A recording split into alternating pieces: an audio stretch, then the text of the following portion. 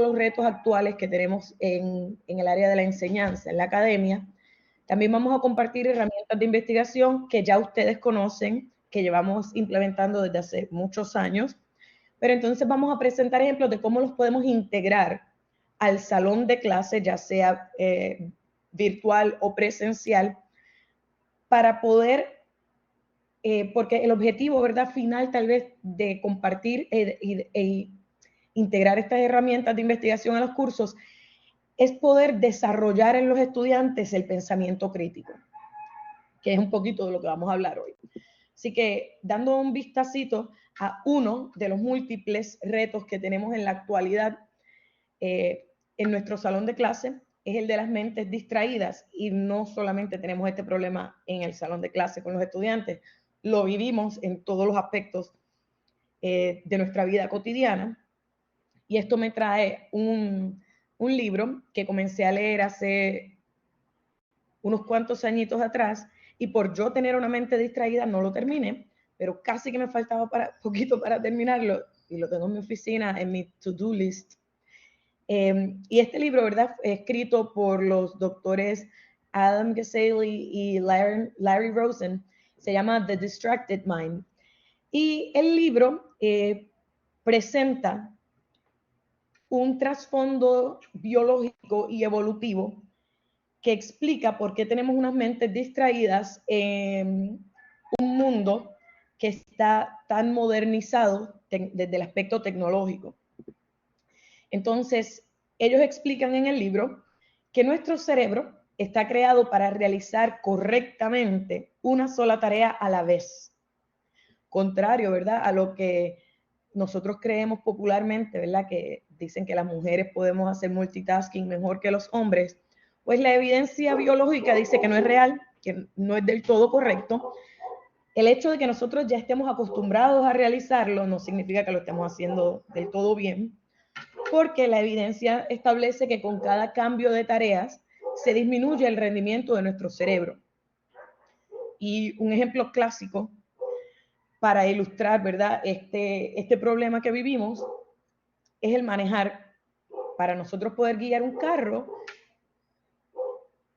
¿verdad?, aprendemos a guiar un carro desde los 16 años, desde antes, y es una tarea que no es muy complicada, ¿verdad? Porque después que tú sepas dónde están las palancas de cambio, dónde está la palanca de freno, la del acelerador, más o menos, ¿verdad? Es una tarea relativamente fácil, una tarea motora relativamente fácil. Sin embargo, es una tarea que requiere mucha responsabilidad para el conductor.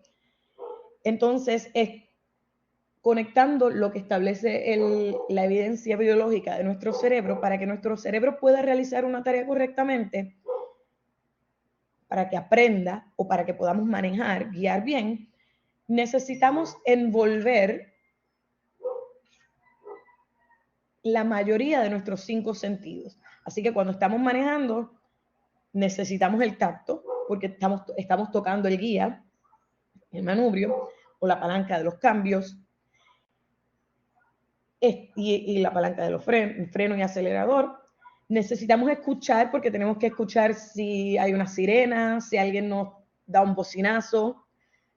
Necesitamos, en ciertos aspectos, necesitamos poder envolver el olfato por si está saliendo un humito medio extraño del carro, que no debería estar ahí, para poder identificar que hay un problema.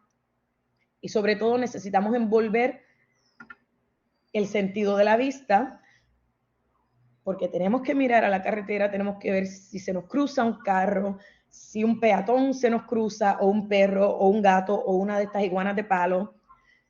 Tenemos que estar muy pendientes de los cráteres que hay en la carretera, porque yo he estado empezando a creer que nos están preparando a nosotros para una posible vida en Marte o en la Luna, y como la Luna tiene muchos cráteres, pues ya nos están dejando los cráteres aquí en la carretera para que nos acostumbremos. Pero necesitamos envolver, ¿verdad?, la vista si no queremos dejar parte del carro en uno de estos cráteres. Y entonces la evidencia nos dice también que la probabilidad de un accidente o de un choque se triplica cuando nosotros texteamos mientras estamos manejando. Porque al textear ya el cerebro deja de estar completamente envuelto en manejar, así que hacemos un cambio de tarea y este cambio de tarea entonces provoca que el cerebro entonces tenga que envolverse en otra cosa, que es mirar al celular, leer lo que estamos, el mensaje que recibimos, interpretarlo y reaccionar al mismo. Y esto, ¿verdad? Lo vemos, por eso hay muchas leyes de tránsito en muchos estados que impiden, ¿verdad?, el uso del celular mientras estamos manejando. Por eso hay muchos vehículos que simplemente permiten que el carro se conecte con Bluetooth y que te salga la llamada para evitar un poco, para disminuir un poco esta distracción al manejar. Pues, ¿qué pasa? Nosotros, ¿verdad? Estamos viviendo una situación actual donde existe un bombardeo de información. A diferencia de unos años atrás, donde tú tenías que ir, ¿verdad?, a una computadora o a una biblioteca a buscar información, ya la información la tienes en el teléfono, la tienes en el reloj, la tienes que te sale en la computadora, ¿verdad? Por todas estas aplicaciones que a los que, ¿verdad?, muy inteligentemente en este mundo de competencia por la atención del consumidor, pues las aplicaciones diseñaron estas notificaciones, entonces a ti te salen notificaciones de noticias de Instagram, de todo lo que tú te puedas imaginar, te van a salir una noticia. Y no, déjenme ver, ¿ustedes me están viendo bien? Que no vaya a ser que yo sigo hablando y nadie me escucha. Sí, te escuchamos, doctora. Está súper bien. Ok. Sí. Ok, gracias, disculpen. Pues muy bien. Pues entonces, con estas notificaciones, cada vez que tú estás tratando de hacer una tarea, te llegan estas notificaciones y entonces se te desvía, ¿verdad? La mente, el enfoque para ver quién te escribió. Entonces, como nos escriben por todos los medios, te escriben por Instagram, por WhatsApp, por Facebook, por mensaje de texto común, por Messenger, por email, lo que tú te imagines, pues estamos siendo, literalmente nuestros cerebros están siendo bombardeados con información y se nos hace difícil a nuestro cerebro identificar o decidir cuál información vamos a atender primero, ¿verdad? Y en qué vamos a reenfocar nuestro cerebro. Esto es lo que ocurre, ¿verdad?, en el mundo. Y tengo que decir una cosita más que viene al tema. Además de que nos están bombardeando, ¿verdad?, con información que es parte, ¿verdad?, del progreso histórico natural, tenemos la información muy accesible. Y esto es otra situación que se crea, el tener el acceso a la información que esté tan fácil, ¿verdad?, literalmente a un clic en nuestro teléfono, se nos dificulta a nosotros, y se nos dificulta un poquito más a nuestros estudiantes, discernir qué información que recibimos es certera, es valiosa y es útil. Y esto, ¿verdad?, está creando un efecto que afecta un poco, ¿verdad?, el proceso de la enseñanza, porque nosotros los profesores lo vemos así. Estamos dando una clase, nosotros estamos envueltos en lo que hacemos, pero los estudiantes están un poquito distraídos y como ven la imagen, esta imagen es bastante viejita porque ya estos teléfonos no se usan. Ya ahora estamos hablando de smart phones, que aquí ni siquiera estaba en esta imagen, probablemente esa imagen tampoco contemplaba las tablets y mucho menos los AirPods, que los estudiantes llegan, ¿verdad?, con los audífonos a la clase como si nada, y tú sabes que algo están escuchando que no es solamente tu voz melodiosa, ¿verdad? Pero tenemos todo esto, y para cerrar el enlace con el libro que les presenté al principio, nuestros cerebros no han evolucionado a la misma velocidad que está evolucionando la tecnología. Para nosotros, entonces, para que nuestro cerebro encuentre ese happy medium donde puede manejar la tecnología sin afectar su rendimiento. Entonces, nosotros en el aula vemos esto, porque, ¿verdad? Y estos son los cursos presenciales que podemos ver. Sabe Dios lo que pasa, ¿verdad? En cursos híbridos, donde la cámara del estudiante está apagada, o, ¿verdad? En cursos virtuales, donde el estudiante tiene, ¿verdad?, la libertad de entrar a la hora que quiera, pero no sabemos ni cuándo entra, ni cómo entra, si entra despierto, si entra dormido, ¿verdad? Y las otras distracciones que tengan. Pues uno, ¿verdad? Que les pregunto yo a ustedes, compañeros, ¿cuáles son algunos de estos efectos que ustedes pueden identificar en el salón de clase sobre este exceso y acceso de información que estamos viendo actualmente? Y aquí voy a salirme de la presentación para poder ver el chat. Si algún compañero quiere compartir en el chat o si quiere hablar en el micrófono sobre algún efecto que está viendo en sus estudiantes.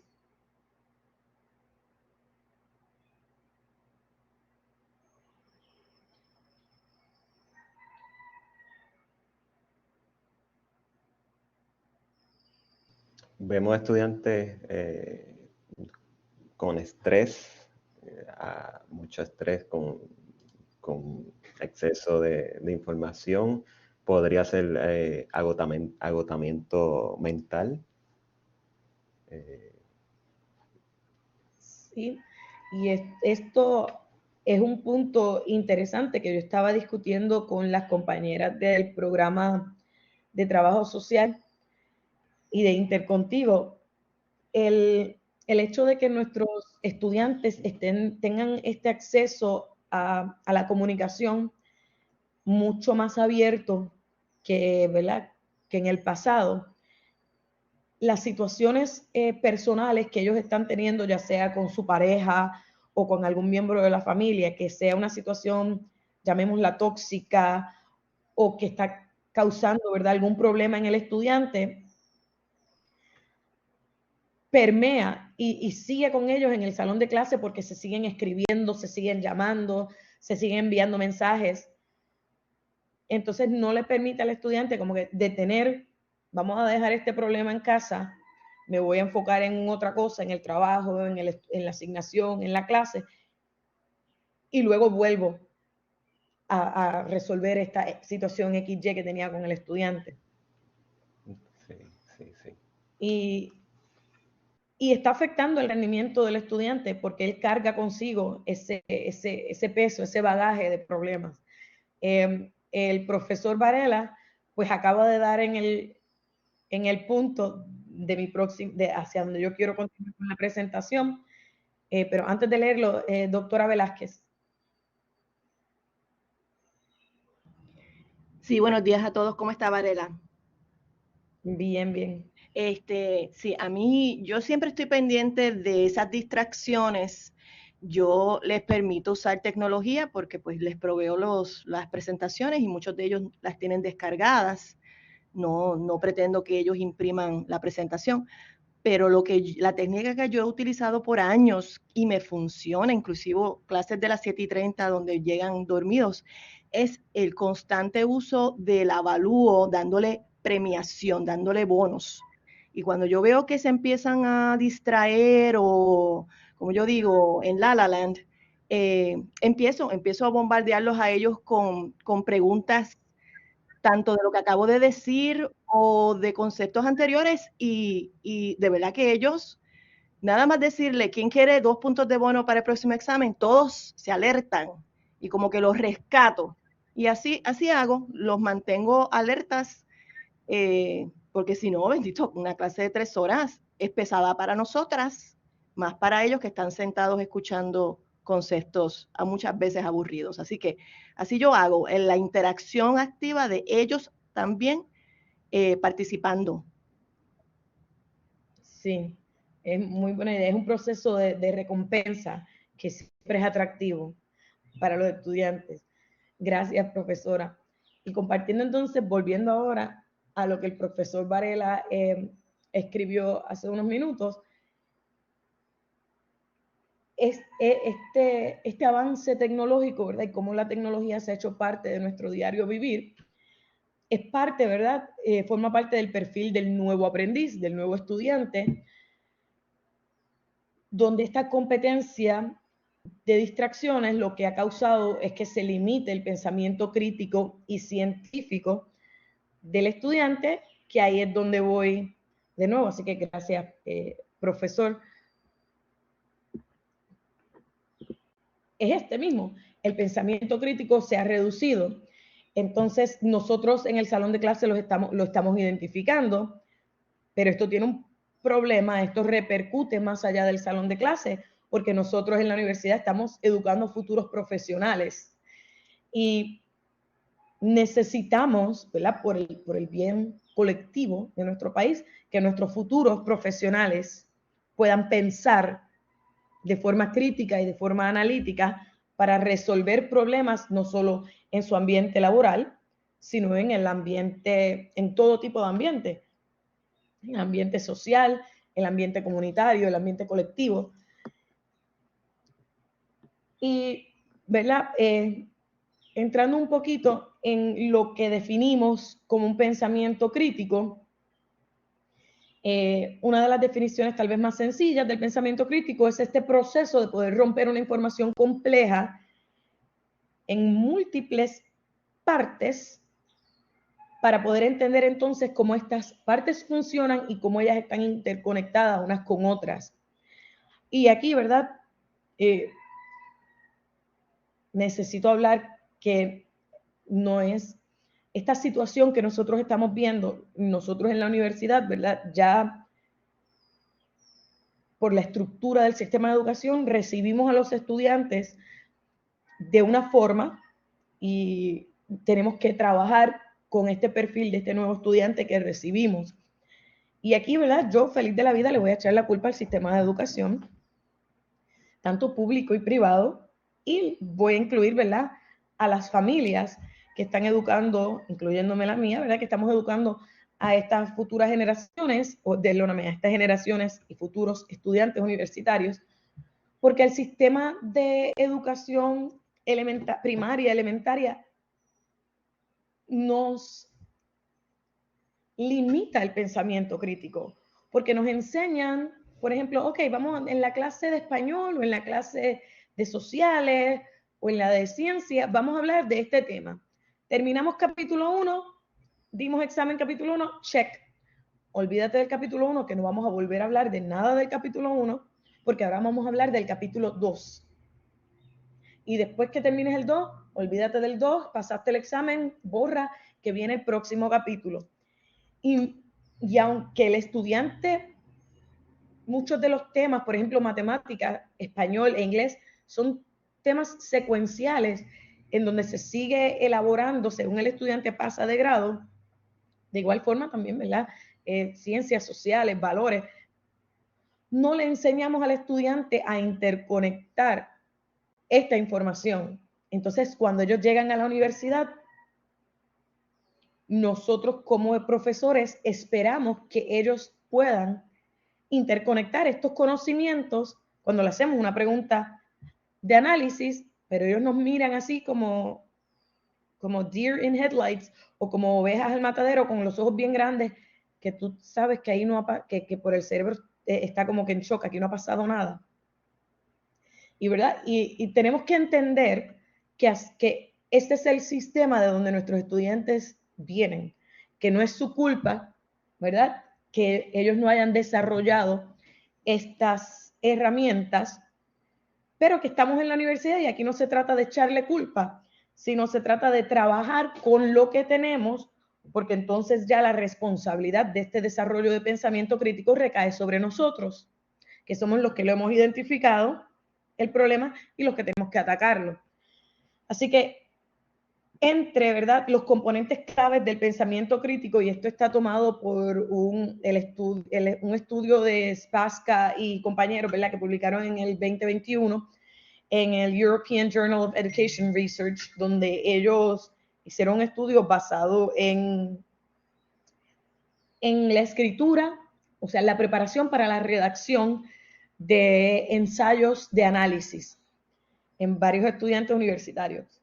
Y ellos identificaron unos componentes claves del pensamiento crítico, y estos componentes son la búsqueda profunda en base de datos, o sea, poder discernir qué información que está disponible en la base de datos es válida, es certera, está probada, está evidenciada y me sirve para yo poder elaborar, poder tener una información de trasfondo para elaborar, ¿verdad?, el próximo paso, que es la escritura o la discusión. Esa búsqueda profunda permite ese análisis, esa evaluación de datos, y cómo partimos del análisis de estos resultados para nosotros entonces poder concluir y poder entonces solucionar algún problema o responder a una pregunta y entonces tomar una decisión.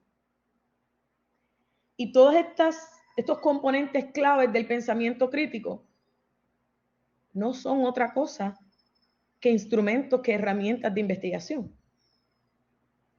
que van a permitir, que no siempre las vemos como herramientas de investigación, pero que le van a permitir al estudiante, en este caso, ¿verdad?, que es nuestra audiencia, poder razonar, poder planificar y poder completar un proceso de aprendizaje que esté basado en preguntas, en indagar, en averiguar, y poder entonces interpretar estos datos para llegar a conclusiones que estén basadas en este análisis.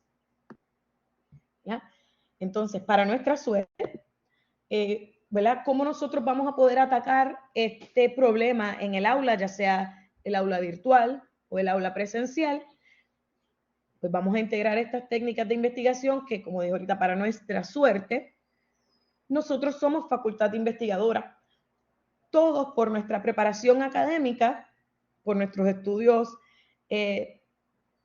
graduados, somos académicos, y todos los académicos somos investigadores.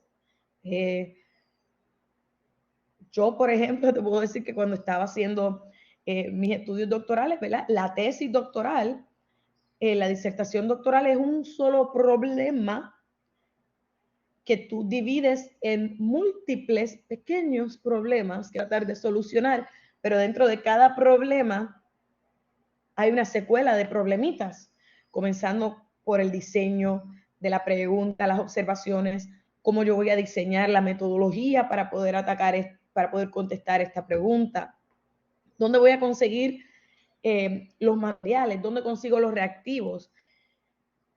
Esto lo leí en un paper que se hace así, pero yo no sé cómo se hace. Déjame buscar a alguien, un experto, un postdoc que me ayude, que me enseñe cómo hacer esto. Cuando alguien me pregunta a mí, ¿qué fue lo más que tú aprendiste en tu doctorado? Yo le digo, yo aprendí a resolver el problema, porque todos los días yo tenía un problema que tenía que resolver, que no era un problema académico de tesis, pero era un problema adyacente a mi tesis. Yo quería contestar una pregunta científica, pero yo no tenía ni idea cómo era que yo iba a hacer la metodología para contestar esto. Y en el laboratorio donde yo estaba trabajando, nunca nadie había trabajado con esto. Entonces yo tenía que averiguar cómo yo tengo células de hígado, cómo yo le doy a estas células de hígado grasita, cómo yo leo e interpreto lo que están haciendo el metabolismo de estas células, cómo yo aíslo esta grasita después de las células. Esto nunca se había hecho en mi laboratorio. Pues yo pasé muchísimo trabajo averiguando, resolviendo ese primer problema. Y luego que diseñé una metodología que yo juraba que era funcional, no me funcionaba. Tenía muchos problemas. Así que me tardé más tiempo todavía en ese proceso de troubleshooting para poder entonces lograr hacer un experimentito. O sea, 6 meses para hacer un experimentito. Y eso es troubleshooting. Así que nosotros hemos hecho investigación toda nuestra vida y la hacemos en el salón de clase. Así que también eso nos hace a nosotros eternos estudiantes. Todo el tiempo estamos aprendiendo, todo el tiempo estamos leyendo qué es lo nuevo, qué es lo último que salió en mi área de expertise, o qué noticia salió que yo puedo atar con mi área de expertise porque hace sentido esto, aquello y lo otro. Y aunque no lo creamos, nosotros somos expertos en avalúo porque estamos constantemente integrando tal vez técnicas nuevas en nuestro salón de clases y estamos viendo si funcionan o no funcionan. Y eso es avalúo, y lo que funciona lo integramos y lo que no funciona lo cambio. Y todo esto nos hace implementadores del método científico que ya conocemos, ¿verdad? ¿Cuáles son? Se observa, se identifica una pregunta o un problema, se identifica una posible solución al problema, que es una hipótesis, buscamos la forma de probar nuestra hipótesis, que es la metodología, la experimentación, y después que probamos nuestra hipótesis, vemos los resultados y decimos, bueno, ¿qué dicen estos resultados? ¿Apoyan o no apoyan lo que yo pensaba que era una posible respuesta? Y luego implemento. Así que todos, ¿verdad? Gracias a Dios, de entrada en nuestro recinto, somos facultad investigadora. Y como dije al principio, este webinar no vamos a hablar tanto de técnicas o herramientas de investigación, que aquí presenté algunas porque ya nosotros las conocemos. Investigaciones ya sean cualitativas o cuantitativas, estadística, revisión de literatura, grupos focales, encuestas, métodos científicos, estudio de casos, recolección de datos, otras técnicas de investigación, pero que envuelven trabajo colectivo, que las podemos integrar tal vez mejor en cursos en línea, que son, ¿verdad?, que fomentan este pensamiento colaborativo, cuáles son estas discusiones grupales, establecer estas tormentas de ideas o estos brainstorms para resolver o contestar X, Y, Z pregunta. Ya nosotros, ¿verdad? Les presento esto simplemente para refrescar y para que la presentación, ¿verdad?, haga sentido, tenga un sentido lógico y secuencial. Pero yo sé que ustedes saben cuáles son estas técnicas y yo tengo mis favoritas y ustedes tienen sus favoritas que probablemente no están aquí, ¿verdad? Porque mi background es bien cuantitativo, así que pues yo me enfoco más en las técnicas cuantitativas y mi fuerte son las cuantitativas. Desconozco un poco y no utilizo mucho las cualitativas, y hay algunos de nuestros compañeros que su fuerte son las cualitativas y cuantitativas también. El propósito, ¿verdad? Todo este background, toda esta información de trasfondo llega a un punto. Es cómo entonces nosotros las vamos a integrar al salón de clase. Porque ya las tenemos. Tenemos estas técnicas en nuestro bolsillo. Es cómo las vamos a integrar en el salón de clase virtual o presencial con el objetivo de fomentar este pensamiento crítico. Y aquí de nuevo volver a abrir el foro para que algunos de ustedes, compañeros, me indiquen si hay ejemplos de alguna forma que ustedes utilizan para integrar estas técnicas de investigación. El compañero Vera. Sí, buenos días a todos y todas. En mi caso, a nivel graduado, lo que llevo haciendo ya por varios trimestres, es principalmente utilizando la observación directa de acuerdo a cómo el grupo responde a las situaciones en el salón. Y es interesante porque, de hecho, ya estoy en mi etapa de reflexión para si tengo otro curso a nivel graduado, que voy a tener que cambiar un poco el proceso porque me percato que efectivamente hay mucha distracción, pero segundo, en muchos casos se trae la crítica, se desarrolla el pensamiento crítico, pero sin argumento, o sea, un buen argumento, pero sin un llamado de referencia de dónde sale ese pensamiento crítico. En otras palabras, deja de ser pensamiento crítico y se convierte más bien en una crítica rutinaria diaria. Y eso no es lo que se busca a nivel de académico, y por eso utilizo mucho la técnica de la observación directa para entonces poder reflexionar. Muchas gracias. Gracias a todos. Gracias por compartir. Esto lo vemos en el salón de clase. Muchas veces uno hace una pregunta y el estudiante responde, reacciona, pero como yo les digo en los cursos de biología, ok, tú me estás dando esto, pero esto que tú me dices, ¿proviene de un análisis que tú hiciste o es que tú lo leíste en algún lado y te lo creíste? ¿dónde está la evidencia que sostenga esa reflexión, ¿verdad? Y tratamos aquí de llegar a donde ella. Pues yo tengo, ¿verdad?, unas ideas, ¿verdad?, que son las que voy a compartir de cómo lo integramos. Y aquí voy a hacer también otro énfasis de que estos ejemplos que voy a compartir se usan más bien para envolver al estudiante, pero cuando estamos haciendo ya, no importa, ¿verdad?, la modalidad del curso, pero es para un trabajo actual, no para una asignación. Son ejemplos de cómo nosotros como facultad integramos estas técnicas, pero nosotros mismos estamos viendo la reacción de nuestros estudiantes y estamos analizando si esta técnica funciona o no. Que no siempre el feedback que nosotros recibimos de los estudiantes es igual si lo estamos haciendo en vivo o si simplemente estamos leyendo un trabajo que ellos escribieron y lo estamos, ¿verdad?, leyendo como que después que ocurrió el análisis. Lo primerito es provocar al estudiante. Si alguien ha sido estudiante mío sabe que a mí me encanta provocarlo, ¿verdad? Y es provocar en el buen sentido de la palabra. Es poder capturar esta atención del estudiante, es enlazar el contenido que se está discutiendo con algún tema actual, con alguna controversia, con llamaba mi profesor de humanidades en bachiller, un chiste histórico, que sea algo que llame la atención del estudiante, porque, de nuevo, como estamos compitiendo contra tanta distracción, para mí es un logro poder cautivar a mis estudiantes por 10 minutos, ya sea contándoles este supuesto chisme, esta historia, esto pasó. Y yo busco, y aunque sea algo, si estoy hablando de biología, pero por ejemplo, cuando estamos hablando de biología, que si un medicamento nuevo, si este medicamento es un medicamento biológico, así que es una proteína humana, pero la hace una bacteria puede producir una proteína humana, y después que lo hacen, ¿por qué las farmacéuticas nos están cobrando tan caro por un medicamento que es esencial para todas las personas? Un medicamento, por ejemplo, insulina. La persona que tiene diabetes tipo 1, si no usa insulina, se muere. Pero ¿por qué entonces la farmacéutica le está cobrando un ojo a cara? ¿Por qué una persona tiene que decidir entre irse a la química o poder tener salud? ¿Verdad? Y empezamos con este tipo de situaciones que provocan al estudiante. Si hablamos de cáncer, todo el mundo ya conoce a alguien que tiene cáncer. Hablamos de una noticia de Bad Bunny. ¿Qué hizo Bad Bunny? Que esto, X, Y, Z cosas.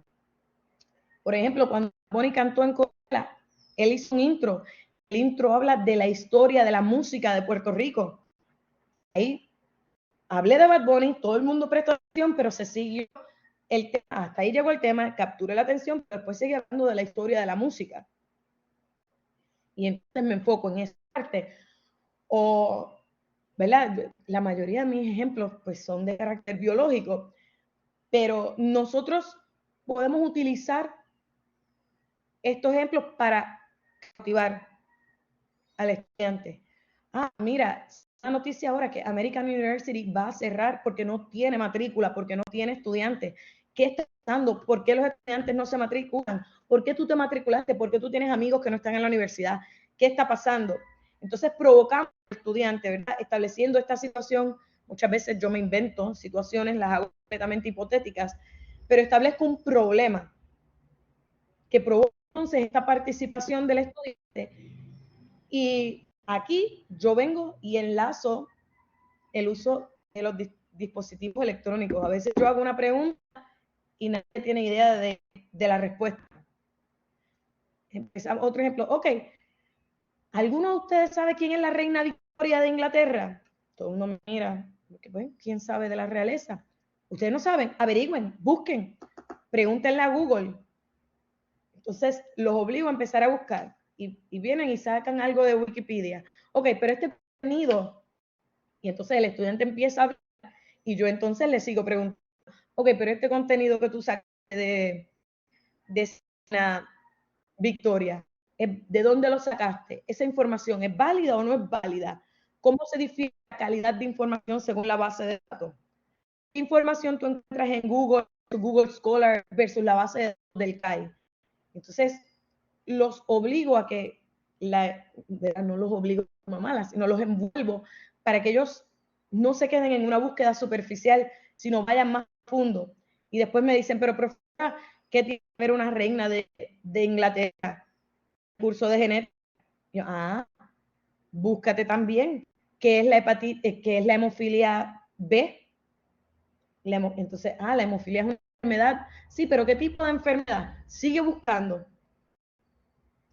Entonces llegamos a la conclusión de que la hemofilia B es una enfermedad recesiva que es heredada por cromosoma X. Entonces, pues si una reina de una enfermedad tiene un gen que causa una enfermedad en el cromosoma X, ¿quiénes ustedes creen que heredan la enfermedad? Entonces aquí vamos a una hipótesis basada en esta información. Entonces tenemos, y ahí estamos integrando la búsqueda de información, estamos integrando el discernimiento de la calidad de la búsqueda de información, cómo analizamos esta información para formular una hipótesis, y ya estamos con los primeros pasos de una revisión de literatura. Y yo no le doy la respuesta hasta que ellos sigan, ¿verdad? Tal vez el objetivo es un poquito, ellos no ven el propósito, pero los envuelvo buscando información, porque yo quiero que el punto que me digan es que gracias a esa reina Victoria, que tuvo muchos hijos que se casaron se casaron con otros miembros de la realeza en Europa, gracias a ella, todas las casas de la realeza en Europa heredaron el gen para la hemofilia B, y todos los hijos varones sufrieron, ¿verdad?, problemas de hemofilia. Y enlazamos una cuestión histórica con un problema o con un término, ¿verdad?, de genética, que es cómo se heredan enfermedades recesivas ligadas a un gen. Otra cosita, ¿verdad?, que estamos haciendo es cómo interpretamos esa información. Porque volvemos, ok, búscate esta información, y esto, ¿qué tú crees? ¿Sirve o no sirve? ¿Tú crees en esto o no crees en esto? ¿Cuáles son las fortalezas y debilidades? Y yo puse este meme, que es de un ejercicio matemático, pero esa cara de esa señora es la misma cara que yo estoy segura que ustedes ven como profesores cuando le pedimos a los estudiantes que identifiquen una fortaleza o una debilidad de un artículo o de una información que ellos leyeron. Porque ellos tienden, ¿verdad?, a leerlo y tomarlo por cierto y se acabó, pero no analizaron. Entonces te miran así y tú dices, aquí los cogí yo. Aquí entonces, pues mira, pero ¿tú crees que hace sentido, que no hace sentido? ¿Qué ellos debían haber hecho para fortalecer este estudio?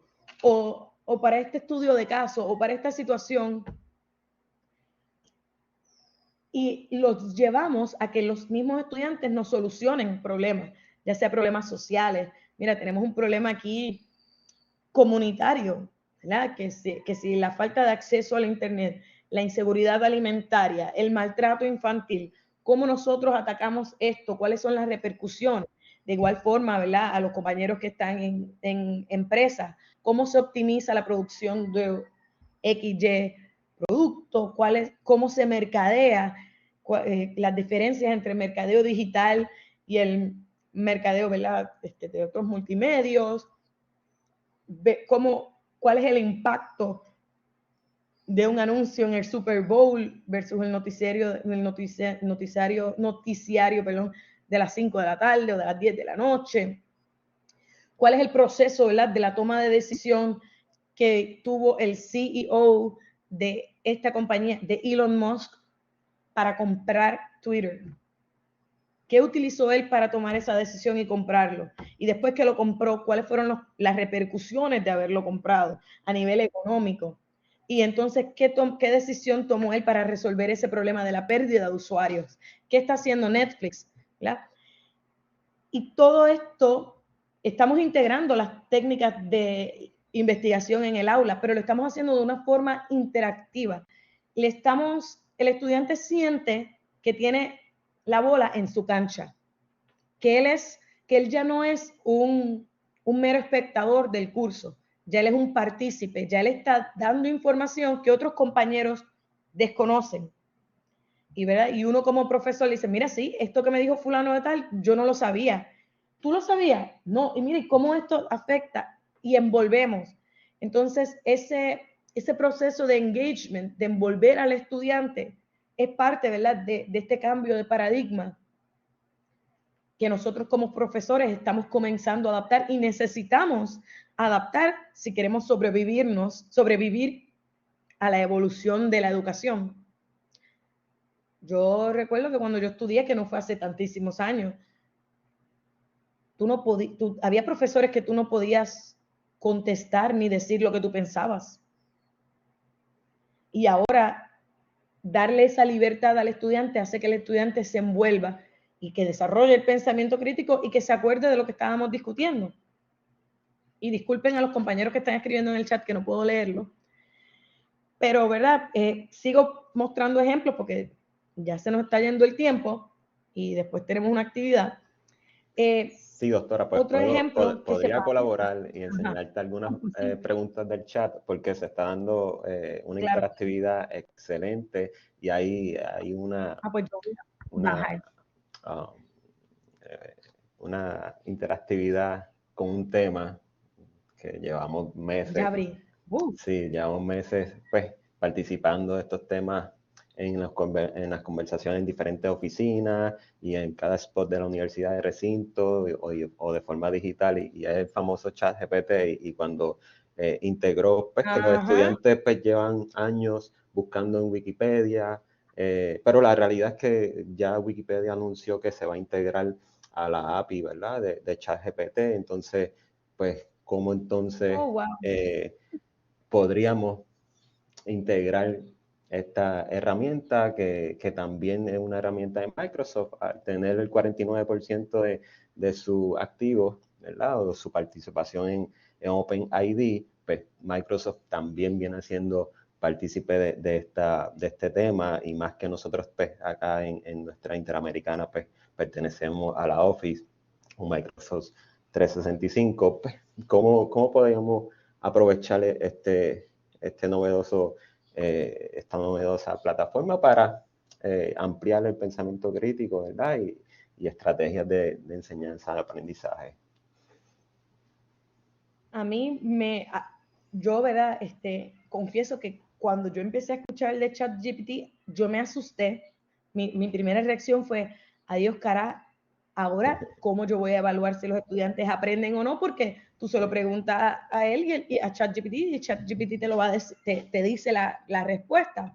Y yo decidí, ¿verdad?, practicarlo y usarlo. Y yo le pregunté, ¿verdad?, obviamente soy bióloga, le pregunté a ChatGPT que me dijera cuál era el proceso de transcripción.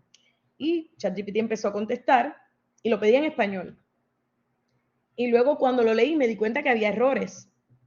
Yo no sabía que yo podía darle feedback a ChatGPT y que él mejorara, que bueno, yo no lo ayudé a que fuera tan inteligente. Yo corregí los errores, pero lo discutí con los estudiantes.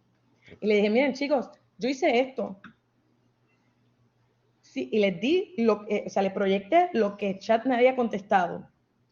Y todos ellos lo tomaron por cierto. Y dije, pero ustedes no leen el segundo punto que él está diciendo ahí que se usa la DNA polimerasa.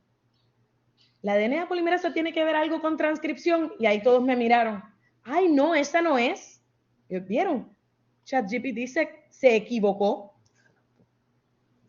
Y ustedes, si no lo leen para analizarlo, lo van a creer, se lo van a creer y si yo te doy una pregunta de asignación, tú se la preguntas a Chat y si ChatGPT te la contesta mal, tú me la vas a poner mal y yo te la voy a marcar mala. Así es. Entonces los obligo y dicen, mira, sí, es una herramienta, pero ¿cómo tú la usas? Tienes que analizar lo que te está pasando.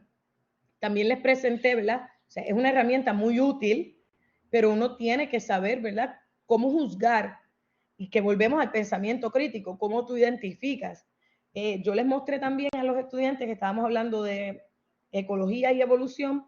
National Geographic hizo una encuesta y aquí me estoy saliendo, ¿verdad?, un poco del tema, pero ellos hicieron una encuesta donde ellos te presentaban, y salió en Facebook, porque así fue que ya la vi, te presentaban 3 fotos de una chita, fotos supuestamente tomadas de campo de un chita, y le pedían a la audiencia que identificara, porque decían, de esas 3 fotos, una es producida por inteligencia artificial.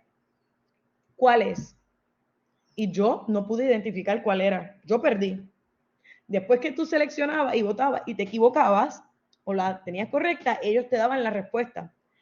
Te decían, la respuesta, tienes que mirar a los ojos del chita porque, ¿verdad?, por la dilatación, ¿verdad?, de la pupila con la luz del sol. Y si tú te fijas, hay una sola imagen en que la pupila no está dilatada y la imagen fue tomada de día, así que debe estar un poco más contraída. Y cuando tú leías eso, tú decías, Dios, caray, sí, ya yo puedo identificar cuál es la imagen que fue producida por inteligencia artificial. Pero me cogió de boba al principio. Y traje ese mismo ejemplo a los estudiantes para que no es que le tengamos miedo a la información, es que necesitamos ser críticos con la información.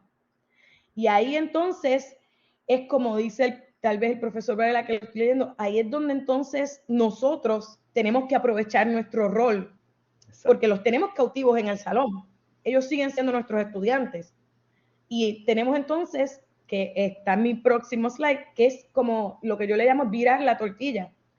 Tú leíste esta información, pero ahora yo te voy a dar a ti estas herramientas, este conocimiento para que tú te des cuenta y puedas discernir. Y tú pienses que yo sigo, ¿verdad?, que yo te sigo ofreciendo a ti algo nuevo que no necesariamente la tecnología va a suplementar. Va a suplementar, pero no va a sustituir, ¿ya? Y esto es bien interesante cómo nosotros vamos manejando estas ideas, y por eso también a mí me gusta que, ¿verdad?, el enfoque de esta presentación es que nosotros podamos integrar este tipo de herramientas de investigación a la parte interactiva del estudiante, a un foro de discusión, si es un curso web, o a un video que el estudiante nos prepare, ¿verdad?, en el web, o a que nosotros discutamos en el salón de clase, no simplemente una asignación, porque el proceso de aprendizaje no es igual. Y también para uno como profesor, el proceso de discernir, de determinar cómo el estudiante está analizando, no es igual, porque tú lo estás viendo en vivo. En vivo a veces tú miras los ojitos y tú puedes ver cómo las tuerquitas en el cerebro están dando vueltas, están girando para llegar a esta conclusión. Y aquí pues vuelvo de nuevo, porque no podemos vivir sin la tecnología. ¿Cómo nosotros podemos, aparte de ChatGPT y de DALL-E para dibujos, ¿verdad?, cómo nosotros podemos crear esta discusión colectiva para contestar una pregunta o resolver una situación? Hay muchos apps que permiten que el estudiante participe en la creación de un tablero colaborativo o de una nube, ¿verdad? Padlet es uno de ellos, que es gratis, que yo lo uso a cada rato en mis cursos. Digo, ¿qué tú sabes de esto? ¿O qué tú te acuerdas de esto? Pues, ok, escríbeme 2 palabras en Padlet con las que cuando tú piensas este proceso, tú piensas, ¿qué es esto? ¿Cómo tú lo describes? Porque no me gusta decir cómo se define, porque esa palabra definición como que le causa un poquito de ansiedad a los estudiantes. Bueno, ¿qué tú te acuerdas? ¿O cómo tú le dirías a un nenito de high school? ¿Qué es esto? Y entonces, mientras el estudiante va escribiendo en Padlet, creando este tablero colaborativo, tú como profesor vas guiando entonces, vas dirigiendo el análisis y vas viendo cuál es la línea de pensamiento que tiene el estudiante, si la línea de pensamiento es errónea, si diverge del punto, ¿verdad? Y así tú puedes volver a traerlos al punto central. Collaborate te permite hacer polls, hacer sondeo. ¿Qué usted cree? ¿Qué es esto? ¿Sí o no? Y ya el estudiante te contesta sí o no, y haces una votación y tienes mejor idea de hacia dónde se dirige este pensamiento colectivo. Y volvemos a lo que yo te digo de virar la tortilla, que a mí me gusta mucho hacerlo, cuando el estudiante uno está discutiendo algo y el estudiante te da te pregunta algo, dice, profe, pero ¿qué pasa con esto y lo otro? ¿Verdad? Y esto no se puede hacer para todas las preguntas, pero si es una pregunta que tú como profesor sabes que es una pregunta de análisis, yo le viro la tortilla, yo le digo, bueno, ¿y cómo tú crees que se podría hacer? O si fueras tú el CEO, ¿qué tú harías? O si tú fueras, en mi caso, ¿verdad? Si tú eres la célula, ¿cómo tú crees que tú trabajarías con eso? ¿Cómo tú crees que tú manejarías ese problema? Entonces le devuelvo el balón al estudiante. Dime tú qué vas a hacer. Y si el estudiante, y ahí tú lo ves que está pensando en vivo y directo porque lo tienes de frente, y si él como que tambalea, ok, hay algún amigo, un compañero, ¿qué usted cree? Vamos a ayudarnos. ¿Cómo puede ser esto? Y ese proceso los estás ayudando a pensar con las herramientas ya de investigación que estamos discutiendo.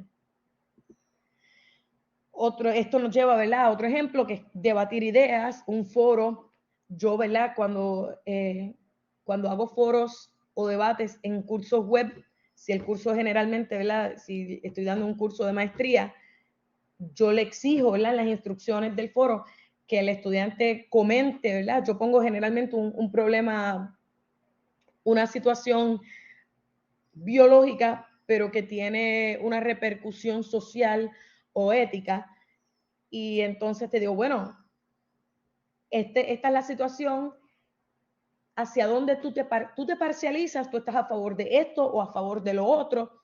Entonces, si escoges, selecciona una de las dos ramas, me vas a decir por qué seleccionaste esta rama, pero no simplemente me vas a dar una opinión, que volvemos entonces a lo que el compañero Nelson Vera había dicho. No es simplemente que me des tu opinión, es que me tienes que sustentar tu punto de vista con evidencia y me tienes que compartir la evidencia en el foro o en el chat o en la clase para que entonces tus compañeros puedan reaccionar y responder a esa evidencia que sustenta tu punto de vista. Y volvemos de nuevo a utilizar las herramientas de investigación, volvemos a buscar los datos, volvemos a interpretar la evidencia. Tengo estudiantes que lo que ellos quieren a veces, si es un sondeo, ellos me generan un cuestionario para generar evidencia. Y me dicen, no, profesor, es que en este salón de clase yo envié un Google Form. Y en el Google Form la mayoría de los estudiantes seleccionaron esto por esto. Entonces ya generaste una evidencia, ya la empiezas a analizar. Entonces volvemos, ok, pero si añadimos, y aquí puedes hablar de la data, si la data es cualitativa, si es cuantitativa, qué peso tiene esta data en en esta idea que tú estás planteando, estás interpretando. Y seguimos, o sea, en un ejercicio seguimos implementando estas herramientas que los estudiantes ni cuenta se están dando que lo están haciendo, pero estamos fortaleciendo este pensamiento crítico basado en estas herramientas de investigación. Y el último ejemplo, ¿verdad?, antes de abrir y leer el chat y seguir la discusión, son los estudios de caso. Los estudios de caso tal vez son una de las mejores herramientas de investigación para ser incorporadas en el salón de clase o en un curso virtual, porque tienen muchísimas ramificaciones, porque requieren una investigación previa, ¿cuál es el problema? Te dan datos, te dan condiciones o situaciones. Tú puedes examinar la data, examinar las situaciones, puedes examinar la metodología que se utilizó para poder analizarlo, puedes ir profundo, puedes analizar ciertos aspectos del estudio que los investigadores o que la situación en ese caso no se tomaron en cuenta. Y lo ves en todo tipo de ambiente, ¿verdad? Porque son casos que permiten que lo podemos aplicar a distintas ramas sociales, psicología, empresas, justicia criminal, epidemiología, ¿verdad? Cuando yo doy el curso de epidemiología de salud pública, utilizamos muchos estudios de casos, porque también no solamente vemos toda esta parte y este análisis, sino que también analizamos los resultados, porque el estudio de casos casi siempre termina en, ok, pues se llegó a esta conclusión y se implementó esto. Y si fuera el caso de un outbreak o de un brote, pues mira, se disminuyó este brote. Pero hay otros estudios de casos donde se deja la puerta abierta. Ok, esto se hizo y esto funcionó para cuando esto se implementó en el año 2000, para el brote de tal cosa o para el problema de tal. Pero ¿y ahora? ¿Qué está pasando? Entonces, el estudio de caso permite que tú como profesor facilites el desarrollo del pensamiento crítico con múltiples herramientas de investigación que tenemos a la mano. Y aquí vuelvo de nuevo a hacer el hincapié que una discusión en clase no es igual a un trabajo grupal, que no es igual a una asignación individual. Todas estas experiencias sí permiten que el estudiante desarrolle e implemente estas técnicas de investigación y desarrolle el pensamiento crítico. Pero en mi experiencia, donde tú como profesor puedes controlar un poco el que te hagan trampa, es en la discusión en clase, porque tú lo ves. Tú estás viendo lo que está pasando en vivo y en directo. O si estás generando, ¿verdad? Tal vez un poquito menos cuando estás generando un foro en un curso virtual donde tú como profesor estás participando. Lo puedes ver un poco, porque sabemos que los trabajos grupales siempre hay issues, siempre hay alguien que se recuesta, siempre hay uno que hace todo el trabajo, y nosotros no podemos controlar. Sí lo podemos controlar de cierta forma, pero por lo menos a mí me resulta un poco tedioso y aburrido. Es más interesante, es más divertido ver cómo los estudiantes están pensando, están llegando a ese aha moment cuando los tienes cautivos en el curso. Y pues si la asignación es individual y el estudiante va donde ChatGPT, pues no siempre tú puedes identificarlo y entonces tú no ves cómo van moviéndose esas rueditas en la cabeza y cómo el estudiante va a llegar a ese punto. Que le digo, yo lo hago con mucha frecuencia en las clases y tengo estudiantes que al final del curso me dicen, ay profesora, a mí me gusta cuando usted hace eso, pero es que en los ojos de usted se ve media mala. Y yo, como que yo me veo mala cuando yo hago eso? Es que los ojos le brillan, porque es que nosotros sabemos que usted quiere llegar a algo y nos ponemos nerviosos porque no sabemos qué es lo que usted quiere. Y yo, pues que ese es el punto. Yo quiero provocar que tú llegues a ese punto, porque yo prefiero provocar y que tú llegues al punto aquí y que cometas errores aquí y yo ayudarte a encaminarte aquí a que lo hagas en el examen, porque en el examen vale nota, aquí no vale nota, aquí vale aprendizaje. Y ya cuando es como que se sienten cómodos con eso, pues ya tú ves que eso sigue por ahí para abajo, ¿verdad? Entonces termino recapitulando, ¿verdad? Cómo nosotros cuando implementamos estas herramientas, cuando nosotros implementamos herramientas de investigación, en el aula estamos practicando la solución de problemas, la toma de decisiones, cómo se manejan ambigüedades, porque en el mundo real casi todo es ambiguo. Cuando un CEO está tomando una decisión sobre el futuro de una empresa, aquí hay trabajadores que sufren consecuencias directas, aquí está el público que sufre consecuencias directas. No solamente el fin, o sea, casi siempre, ¿verdad? La toma de decisiones tiene un componente económico, pero hay un componente social, hay un componente también económico, que es la economía de los trabajadores en sus hogares, la economía doméstica, cómo esto se ve afectado. Y todas estas claves nos permiten a nosotros facilitar que como yo le digo a mis estudiantes, que ese científico interno, que a veces lo tenemos bien apagado, bien dormido, despierte y empiecen entonces, y empiece a contestar y a analizar. Porque, ¿verdad? Yo les digo que yo integro estas herramientas en el salón de clase, pero le digo al estudiante que yo se los cobro. Yo le digo que yo cobro mi saliva y todo lo que yo dije en clase y toda la discusión que se hizo en clase, yo se la voy a preguntar eventualmente en un examen. Así que le hago algunas preguntas de una situación similar que en el examen le obliguen a poner en práctica estas herramientas que discutimos en clase. Porque si en la clase se me durmieron o no prestaron atención y se fueron para La La Land, yo les recuerdo que viene en el examen, eso también como que, le prendo un switch y te enfocas un poquito más. Así que gracias, ¿verdad?, por haberme escuchado en estos minutitos. Voy a cerrar aquí y voy a abrir, entonces voy a regresar al panel para ver lo que ustedes, compañeros, nos estaban escribiendo, porque yo no pude leer. Y sí, por favor, aprovechen, hablen. Vamos a hacer que no se excelente, doctora, cómo esa interconexión puede romper esquemas complejos a la información, a tanta información que hay en tantos medios disponibles. Me causó como que una búsqueda de información que voy a hacer posteriormente, ¿verdad? Porque tengo muchas preguntas de diferentes miembros de la facultad.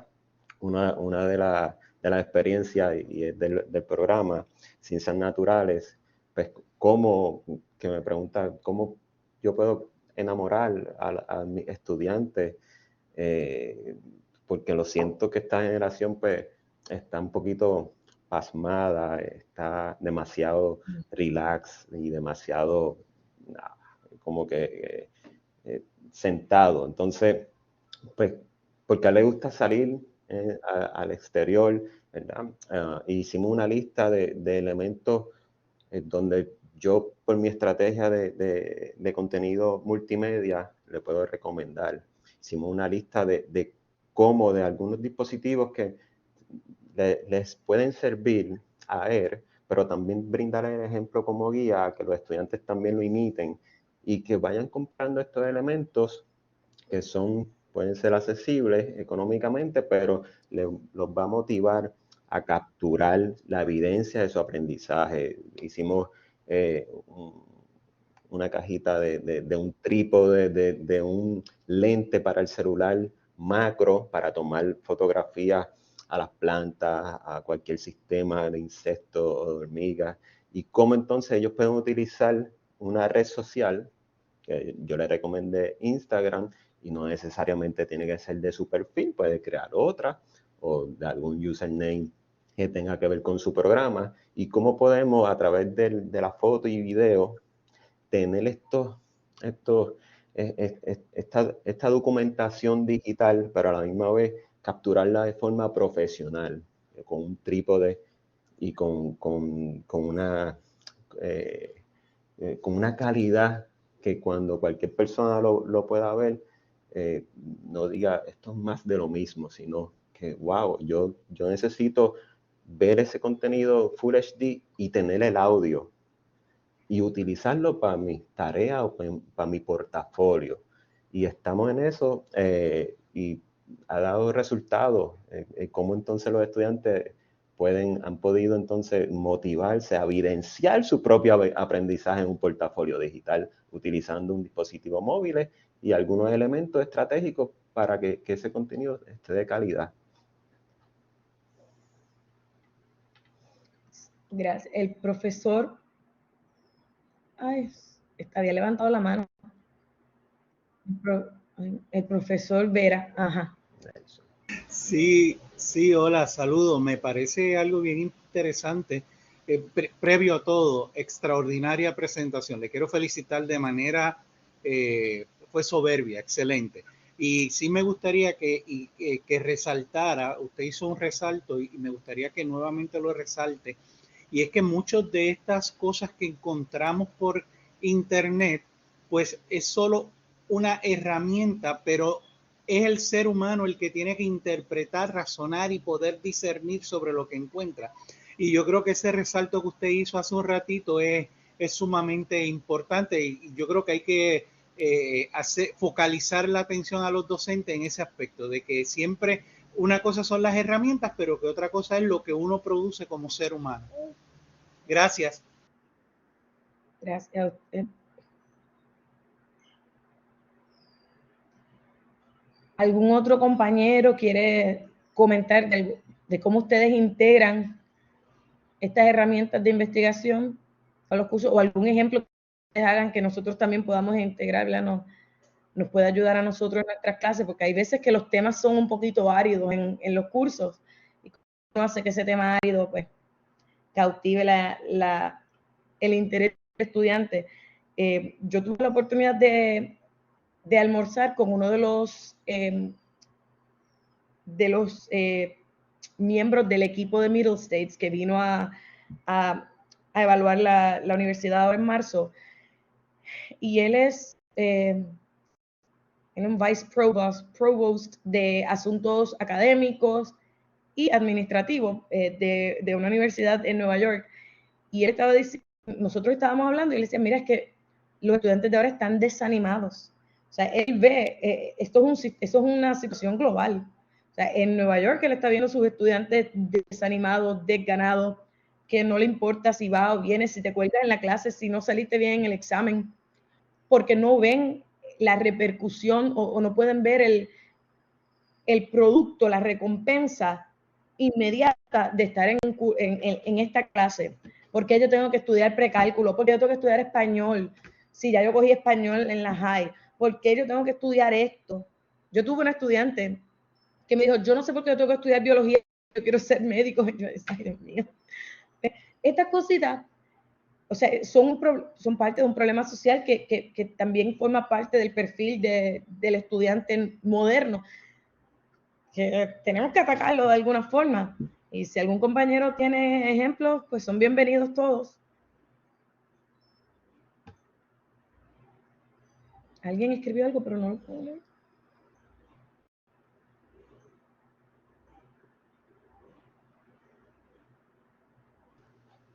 Bien, bien interesante lo que dice el compañero Miguel Varela, que su hijo cursa grado universitario en Estados Unidos y ya la universidad le está permitiendo la utilización de la herramienta, pero estrictamente con condiciones, ¿verdad? De escrito y búsqueda apoyada de base científica e integración de la lógica en las ideas, que ya vemos cómo las universidades están regulando la plataforma, ¿verdad? Para el uso estratégico del proceso de enseñanza.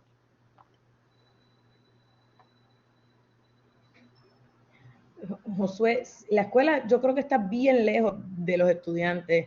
La universidad pues también, porque históricamente, ¿verdad? Yo no soy educadora soy educadora de profesión, pero no de preparación. Pero como fui estudiante, yo creo que las universidades tenemos que ir evolucionando la forma en que enseñamos, ¿verdad? Y aquí viene el rol del profesor. Aquí por lo menos en el recinto educación a distancia está haciendo todo lo que puede por movernos a esa evolución. Porque sí, nosotros no nos podemos alejar del estudiante. Tenemos a los estudiantes, pero somos nosotros los que tarde o temprano vamos a prepararlos a ellos y los vamos a convertir en profesionales. Así que tenemos que movernos nosotros para crear ese aprendizaje interactivo donde el estudiante se envuelva y se dé cuenta que él sí puede pensar, que él sí puede llegar a estas conclusiones, que él sí lo puede hacer sin necesidad de copiarse de Google, whatever, otra fuente de información. ¿Algo más que quieran, ¿verdad?, compartir? Porque no quiero, ¿verdad?, extenderme mucho. Ese detallito, doctor Varela, es correcto. Como quiera, nosotros estamos preparando a los maestros, pero usted sabe qué pasa, ¿verdad? Bueno, yo no sé, yo he escuchado quejas de amigos que son maestros, que como el Departamento de Educación ya le ha puesto muchas trabas en la forma en que ellos enseñan, bla, bla, bla. Esa parte, ¿verdad?, no tengo evidencia para sustentar lo que digo, pero es lo que se oye. Grisel, cuéntanos. Bueno, buenos días, Gladys, y felicidades, muy buen trabajo en esta presentación. Yo Gracias. he tratado de usar, pues, cuando estamos en los cursos de biotecnología, siempre que empiezo los cursos, yo le digo bromeando, nosotros somos los de la película, así que si usted ve series en Netflix, ustedes son biotecnólogos, van a ser los malos que van a querer acabar el mundo. Y entonces empezamos la discusión con ese tema para traer que usted ha leído en internet en contra de la biotecnología. Y empezamos con las plantas transgénicas, empezamos con las vacunas y todo eso, y usar cosas del diario de vivir es como, yo creo que lo más que ellos eh, se motivan para poder opinar y poder, y lo mismo sucede a veces con técnicas moleculares. Yo le dije, mire, si usted tiene Netflix, vea Biohack. Y bueno, ellos están casados con CRISPR y todo lo resuelven con CRISPR, pero ¿qué otras técnicas moleculares usted podría usar para resolver los ejemplos que ellos dan en la serie? Y entonces y así cogimos como que temas de cómo hacer otras técnicas sin tener que usar CRISPR. Y entonces pues se envuelven para poder querer buscar información y querer probar en contra lo que se está haciendo, lo que están hablando sobre la tecnología. Así que como que una de las formas que he podido motivarlos a que busquen más información o que no todo lo que va a leer es cierto. Así que, y tratar de buscar cómo discernimos que lo que está leyendo en internet es válido o no es válido. Pues eso era lo que quería decirle. Gracias, Crisel.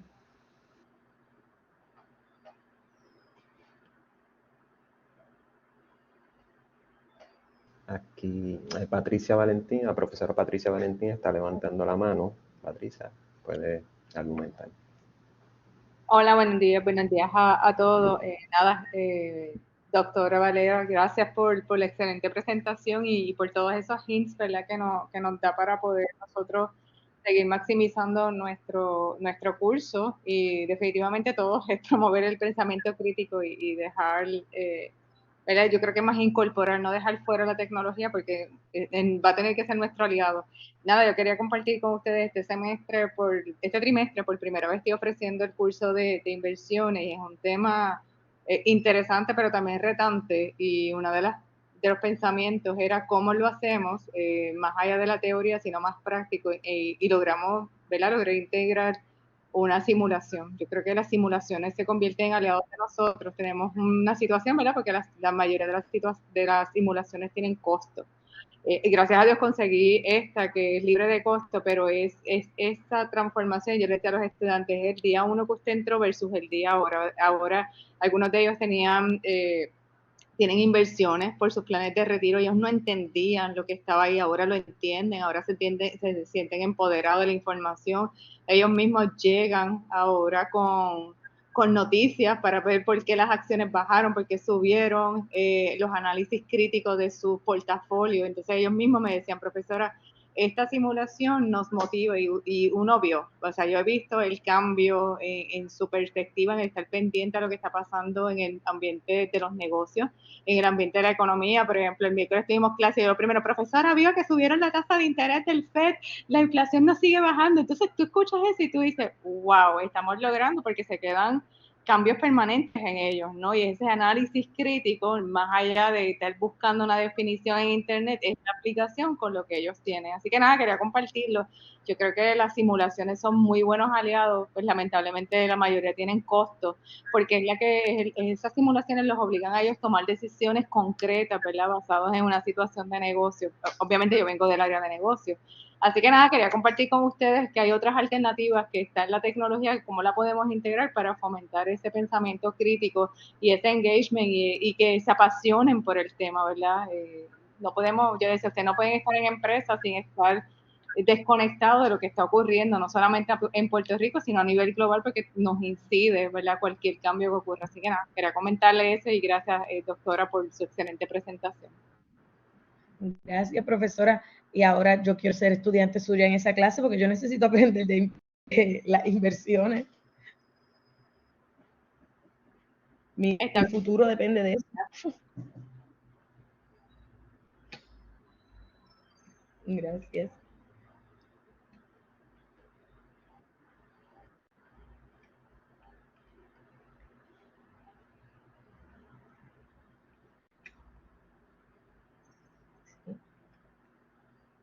¿Algún otro compañero que desee compartir alguna experiencia? Ahora yo voy a buscar simulaciones también.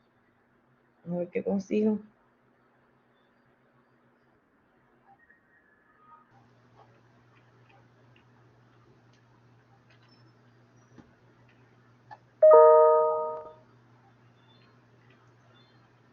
Pues, Elvin, yo creo que ya... Excelente. Seguimos compartiendo en el chat para efecto de la grabación digital, ¿verdad? Y del producto digital que va a estar en nuestro canal de Interaguadilla a distancia en YouTube. Pues damos por concluida esta sección. Muchísimas gracias, doctora Varela, por su conocimiento, por su interactividad dentro del foro de discusión y su expertise en el área de investigación. Excelente día para todos. Que pasen un buen día. Gracias, igual. Buenas tardes, buen fin de semana.